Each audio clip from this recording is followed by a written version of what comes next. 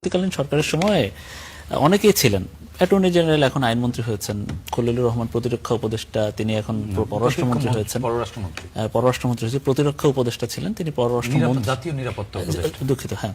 তো এখন তাদেরকে তো আপনারা রেখে দিচ্ছেন। এবং আরেকটা গতকালকে আমরা দেখলাম যে আশিক চৌধুরী, যিনি বিডার নির্বাহী চেয়ারম্যান ছিলেন, তিনি এখন আরো বড় সংস্থার ইনভেস্ট বাংলাদেশের হয়েছেন। আপনার ফেসবুকে একটা স্ট্যাটাসও দিয়েছিলেন আপনি, যে এই আশিক চৌধুরীকে যখন আসলে নিয়োগ করা হয়, একজন আশিক চৌধুরী যখন একটা ইংরেজি একটা প্রেজেন্টেশন দিয়েছিলেন, তো ওই সময় আপনি কড়া একটা স্ট্যাটাস দিয়েছিলেন। তো সেই আশিক চৌধুরীকে তো আবার প্রতিমন্ত্রীর পদমর্যাদা দেওয়া হয়েছে।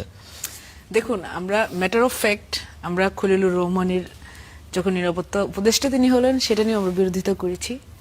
আমাদের সে সময় যে স্ট্যান্ড ছিল রাজনৈতিক, সেখানে আমাদের মনে হয়েছে যে এটি আউট অফ কনসিডারেশন একটি নিয়োগ। পরবর্তীতে খলিলুর রহমান তার দক্ষতা দেখিয়েছেন, তিনি প্রমাণ করেছেন যে তিনি দেশের জন্য ক্ষতিকর না, এবং আমরা সেই জায়গাটা কিন্তু অ্যাকসেপ্ট করে আজকে তিনি পররাষ্ট্রমন্ত্রী বাংলাদেশের, এবং সেটি বিএনপি গভর্নমেন্টের, এবং তিনি কিন্তু বিএনপির কোনো রাজনৈতিকভাবে বিএনপির সাথে যুক্ত না।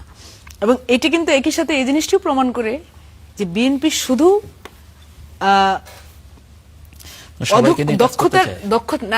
সবাই ইনক্লুসিভ গভর্নমেন্ট এবং একই সাথে দক্ষ ব্যক্তিদেরকে, যেমন আশিক চৌধুরীর কথা আপনি বলেছেন, তিনিও তার দক্ষতা লাস্ট 2 ইয়ার্স দেখাচ্ছেন।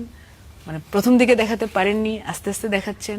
এখন তাকে আরো বড় দায়িত্ব দেওয়া হচ্ছে।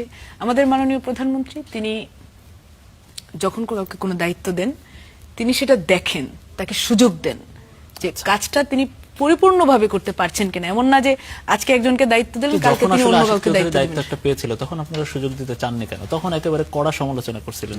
না না, তখন বুঝতে পারেন না, বিষয়টা এটা না। আমরা যখনই কোনো কিছু নিয়ে আমরা দেখলাম যে ইন্টারিমের সময়ে কোনো একটা কারণে আমরা কাউকে নিয়ে একটু বিরোধিতা করছি, সাথে সাথেই আমাদের এখনকার যারা বিরোধী দল, তারা মনে করছে না আমাদের একমাত্র মানুষই হলো এই ব্যক্তিটি, একে আমাদেরকে ডিফেন্ড করতে হবে।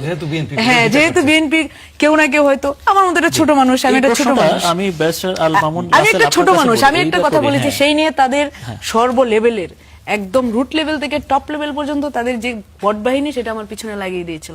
অসংখ্য গালাগালি। এখন যার জন্য গালাগালিটা করেছে, সে কিন্তু এখন বিএনপি সরকার, এবং আমিও এই বিএনপি সরকারের একজন সংসদ সদস্য। তাহলে বিষয়টা হলো আমরা আপডেট হইলাম।